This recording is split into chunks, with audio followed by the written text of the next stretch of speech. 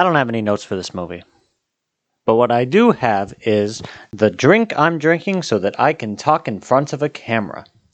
The drink this week is Liquid Death, which, despite the title, it's just water. But it's special water because it's water with some tea in it. So it's watered down tea, but it was the sponsor of the AFF Film Festival that I got to see this film at, and they seem pretty chill. The flavor is called Dead Billionaire, and that is how I like my billionaires.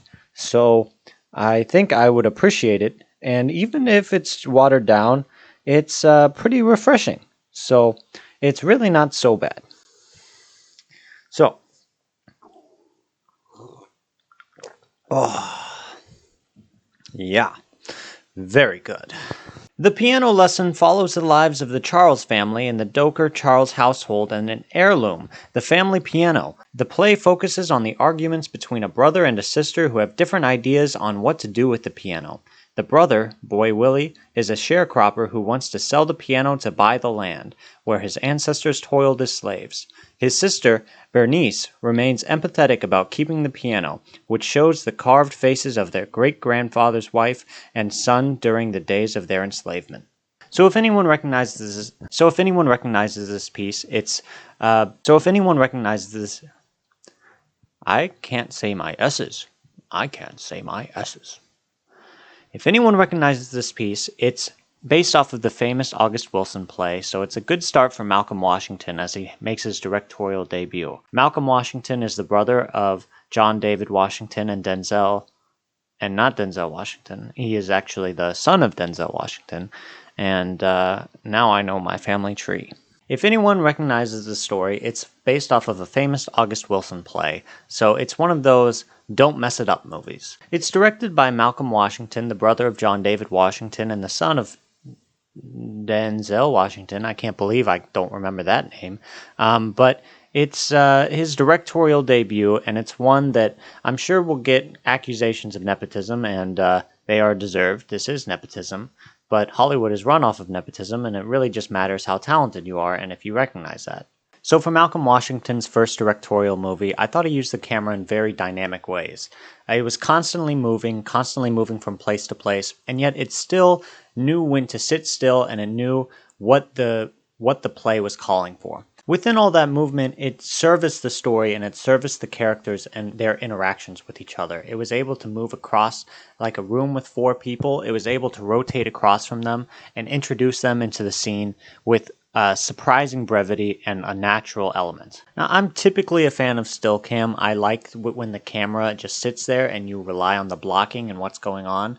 But I don't feel like this movie did a disservice to blocking or did a disservice to the character's natural inclinations. Especially with the amount of energy this play had behind it, I think it was a necessary choice, and especially with the score and the way that the characters were moving and interacting in such a heightened manner, that the moving camera definitely worked here. The lighting was very good, I think a scene especially with the fireworks, and it's certainly another great performance from John David Washington, who has made nothing but great decisions throughout his career. Now, John David Washington had a lot of gravitas, and he approached the role with a lot of energy. You could tell he was passionate about this. He was passionate with an energy that I feel like could only be brought together through working with a sibling. Like, he's got that sibling energy in this film. But I think because he was always at a height of a 10, and he was always yelling, and he was always screaming about something, that at some point it lost its value a little bit more. Even if it's part of the role in the character, maybe if he brought a little bit more subtlety to the mannerisms and maybe allowed his aggression to build a little bit more, it would have been a little more successful. Now, Samuel L. Jackson is always great when he decides to be great. You can tell which film he's going to be great in, and he just decided to be great in this one, and then he was fantastic.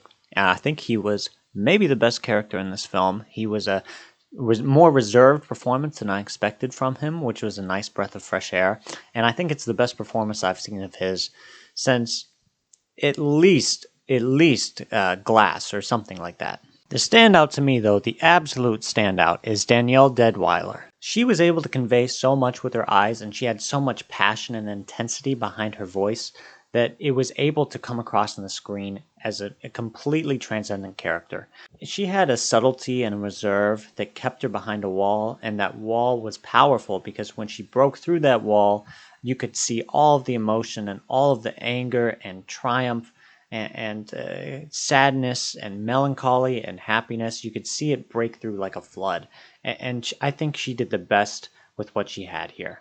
Now, there's one thing about the story that I wish was a little bit different, and I know it's sacrilegious to say anything negative about August Wilson as an author, but I just felt like the piano conflict itself got a little bit repetitive in the second act, and it lost a little bit of steam.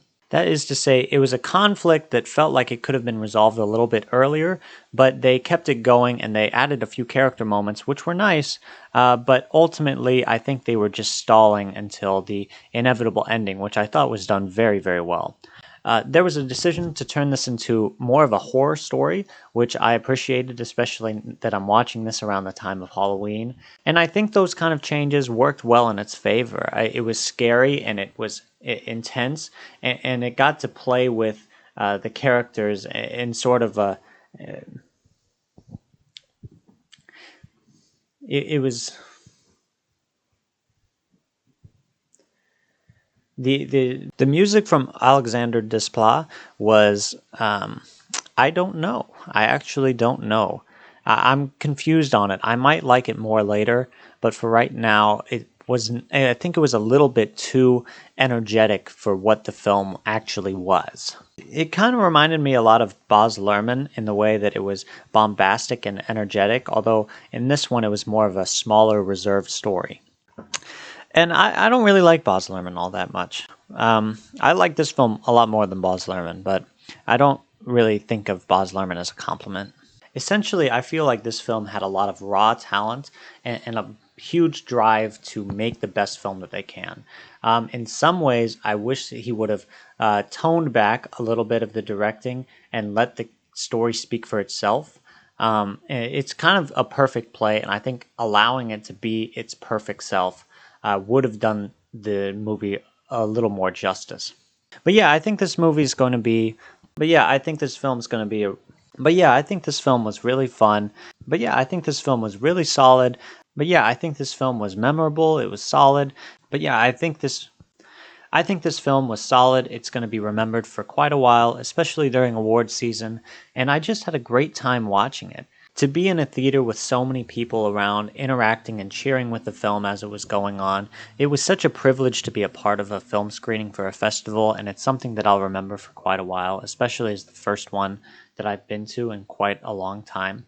I got to participate in a Q&A afterwards with one of the writers of the film that adapted the property, and I just think it was such an honor to be there and an honor to be a part of the film industry in a way that I've been looking forward to for quite some time. That's something. That's not bad. I was way back in the mezzanine for this showing, and I usually want a great seat in the theater, but sometimes it's very interesting to see a film from so many different angles. I think as a film fan, you want to understand what it's like to see a film in every way you possibly can. So if you ever have time, and usually you want a great seat, so I wouldn't say do this every time, but if you can see a film from the front row or the back row or the left side or the right side, in my experience, I had never seen a film from that far back in quite some time. So it's very interesting to see it from a different angle, and I think it changes your perspective on the film in a physical way, but also in a mental one. Not that I can describe it, but it is different. So I'm going to give this film a red turtle with no squirt, no squirt, no squirt, no squirt, no squirt, no squirt, no squirt, no squirt, no squirt, no squirt, no squirt, no squirt, no squirt, no squirt. I'm stalling so that I can think of what to say. I don't know what to say. I think that this film was quite good and it deserves some recognition, and I really appreciate the Austin Film Festival for putting it together. And so I'm going to head out here, but I'm just going to say that I love you to everyone who's gotten this far, and I hope I will see you soon in real life. I'll be watching you.